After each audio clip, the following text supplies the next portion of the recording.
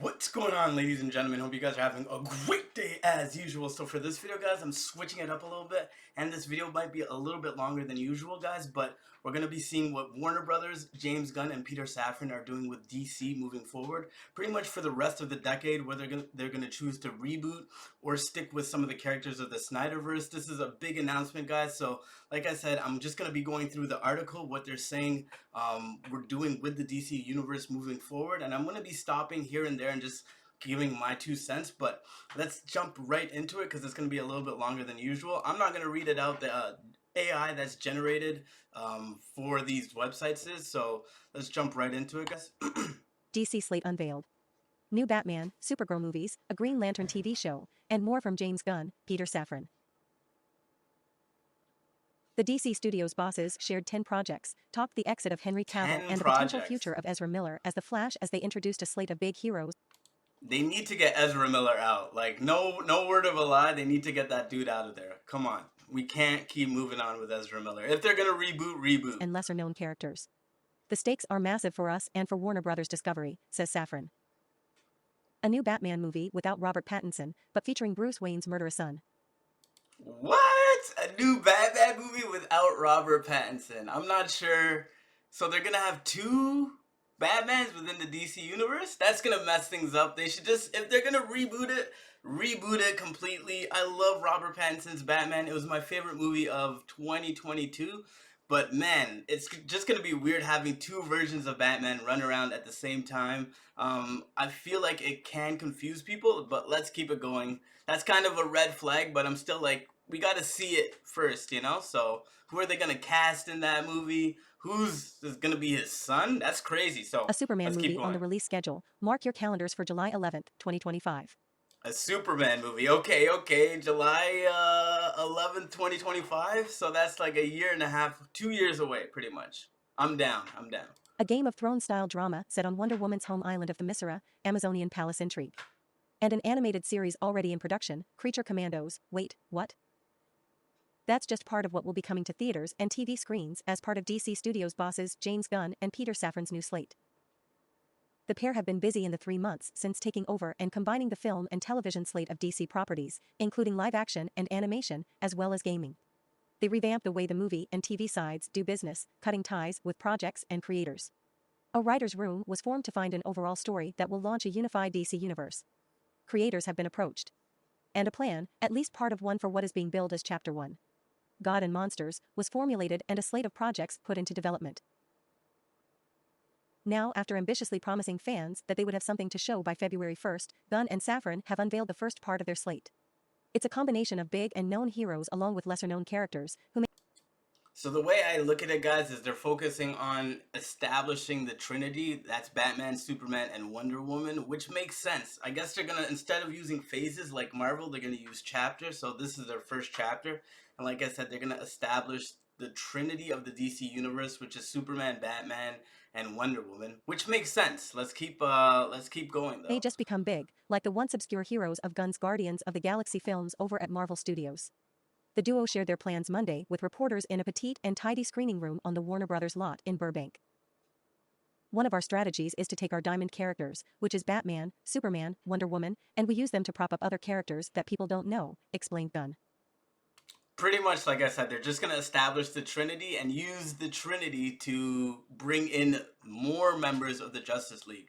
Pretty much what Marvel's doing with their characters as well, but they're going to do it from the get-go in the DC universe, which is, it could work, and it could really like boost your, it won't take as long to get your universe going if you get all three of those movies done the right way.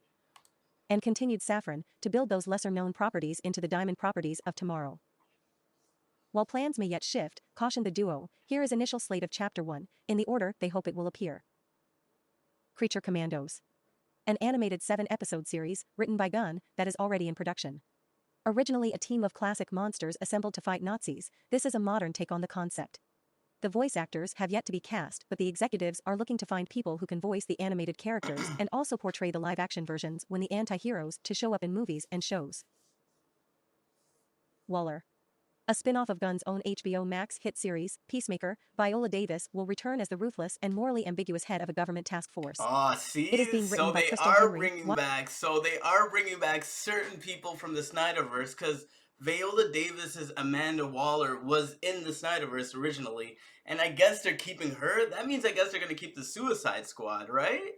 Which is weird, because if you're doing a hard reboot, you would expect to reboot everything, because people are gonna be pissed, because you got rid of Henry Cavill and Gal Gadot and Ben Affleck. Like, Henry Cavill is a fan beloved Superman. Maybe we didn't get great Superman movies with him as Clark Kent, but he is perfectly cast. And guys, I actually have the Snyderverse right here. Like, I bought it. I supported Zack Snyder. I supported his vision, but it's time to move on. It's been a good 10 years since Man of Steel has come out.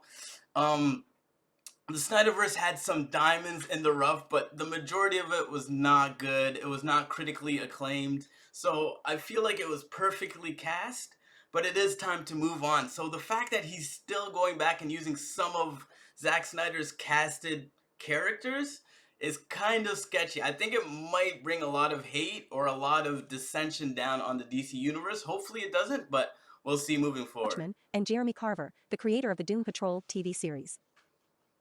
Superman. Legacy. The movie featuring the Man of Steel that Gunn is writing and may direct, although no commitments on that end have been made. While the two previous titles are meant to be aperitifs, in Safran's words, Superman is the true kickoff for the duo's DCU plans. It's not an origin story, Safran said. It focuses on Superman balancing his Kryptonian heritage with his human upbringing. Yeah, they need this movie, man. That movie needs to kill it. That movie needs to make over $1 billion, and it needs to be well received. It needs to be, the fans need to love it, and it needs to be like a lighthearted superhero movie. It needs to be more in the vein of like the first Captain America movie. You know what I mean? Kind of like inspiring, but lighthearted as well. Like jokes, and it doesn't have to be gritty and dark. Please do not make a gritty and dark Superman movie. Just make, he's the Boy Scout, the all-American Boy Scout. Make a lighthearted, fun superhero movie. And hopefully it does well, but they need that Superman movie to do good. He is the embodiment of truth, justice, and the American way. He is kindness in a world that thinks that kindness is old-fashioned. A release date of July 11, 2025 has been penciled in. Lanterns. Greg Berlanti's long-in-the-works Green Lanterns TV series has been scrapped, and the duo have parted ways with the longtime DC series steward. In its place will be a new take on the space cops with power rings. Our vision for this is very much in the vein of True Detective, Safran described. What? It's terrestrial-based. It will feature prominent Lantern heroes Hal Jordan and Jon Stewart and is one of the most important shows they have in development. This plays a real... That is awesome, yo! So it's gonna introduce both Lanterns, both Jon Stewart and Hal Jordan. Those are, I love the Green Lantern. I love the mythology of the Green Lantern. It's a shame we never have gotten a great Green Lantern movie because the lore is so crazy and there's so many great stories. So, specifically Darkest Night and Brightest Day. If they could ever figure out how to adapt that from the comic books and do it justice onto the big screen, that would be amazing, just amazing. So it's gonna be great to see the Lantern Corps explored within this DC universe. Just so happy that they're actually doing that. Whew! Because I love the Trinity, but we always seem to focus on the Trinity. It's good to see some other side characters get introduced here and there. Really big role in leading into the main story we are telling across film and TV. The Authority. A movie based on a team of superheroes with rather extreme methods of protecting the planet that first originated in the late 1990s under an influential imprint known as Wildstorm, run by artist and now head of DC Publishing, Jim Lee. One of the things of the DCU is that it's not just a story of heroes and villains, said Gunn. Not every film and TV show is going to be about good guy versus bad guy, giant things from the sky comes and good guy wins. There are white hats, black hats, and gray hats. Added Safran. They are kinda like Jack Nicholson in A Few Good Men. They know that you want them on the wall. Or at least they believe that. I'm down. Paradise Lost. The duo described this HBO Max series as a Game of Thrones-style drama set on the all-female island that is Wonder Woman's birthplace, the Misera, filled with political intrigue and scheming between power players. It takes place before the events of the Wonder Woman films. Could be good. The Brave and the Bold. This is the introduction of the DCU Batman, said Gunn. Of Bruce Wayne, and also introduces our favorite Robin, Damian Wayne, who is a little son of a bitch.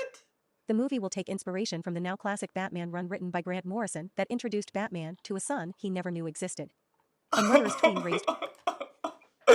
Yo, we're getting Damon Wayne in real life. Oh man. So I guess Pattinson's Batman has to be its own separate universe. This version of Batman, I guess it's just gonna be key who they cast as Damian, who they cast as Bruce Wayne too, and just finding out he has a son. I mean, that version of Batman's never been done on the live action screen, so that's gonna be really epic.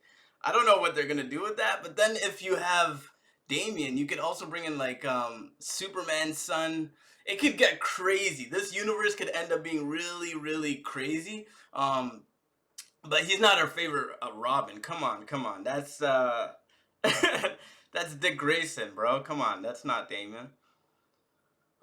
Let's go back though. I'm super pumped, bro. I just want to see who they're gonna cast as all these people within the universe, because the casting is gonna be key, guys. But let's keep going. By assassins.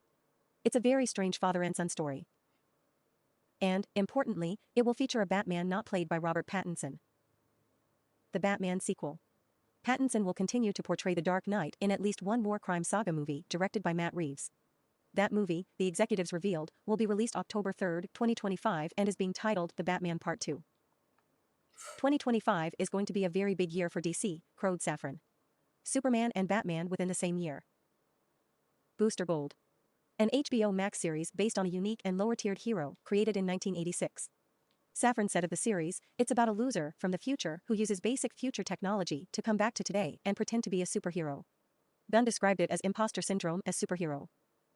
Could be interesting. Supergirl. Woman of Tomorrow. Taking its cues from the recent Tom King written miniseries. This movie project promises to have a different take than what most think of when the idea of Superman's cousin comes to mind. We will see the difference between Superman, who was sent to Earth and raised by loving parents from the time he was an infant, versus Supergirl, raised on a rock, a chip off of Krypton, and who watched everyone around her die and be killed in terrible ways for the first 14 years of her life and then come to Earth. She is much more hardcore and not the Supergirl we're used to. Could be interesting. Swamp Thing. A horror film that promises to close out the first part of the first chapter. Before audiences get to those films and series, however, there is a matter of this year's crop movies, starting with Shazam. Fury of the Gods, coming March 17th, and continuing with The Alright, Flash, guys, so June that's 16th, all 10 of Blue their Beetle, August announcements. 18th, The rest and is just Aquaman and the Lost... talking and chat, but I'm super pumped. I just want to see, again, who they're going to cast. Super excited for Swamp Thing. I hope that's its own kind of universe. And James Gunn, his sensibilities, his style, that could be a really, really well done movie. I want to see the Superman versus Supergirl. That's going to be crazy, because they're the same race, but they're raised differently, so I just want to see where that's going to go. All their announcements are pretty dope. I'm pretty excited to see where we're moving forward with these characters, what we're doing with this universe, because it's been a hot minute since we've had great, consistent DC content. And I hope that, for real, this slate, this chapters, actually lives up to what DC can be and the characters can be portrayed as. That's all we really want. We want good content, good entertainment with the beloved characters that we grew up watching and reading about in comic books and in TV shows and even playing as in video games. So super excited to see all these announcements come to life and what we're going to get from them. But let me know what you guys think in the comment section. Hit the like button if you enjoyed the video, because that helps the channel and the video grow a lot. But I'm going to wrap it up. So take care of yourself. Stay safe, because it is a crazy world and there are a lot of crazy people. But most importantly, guys, you already know by now. Peace.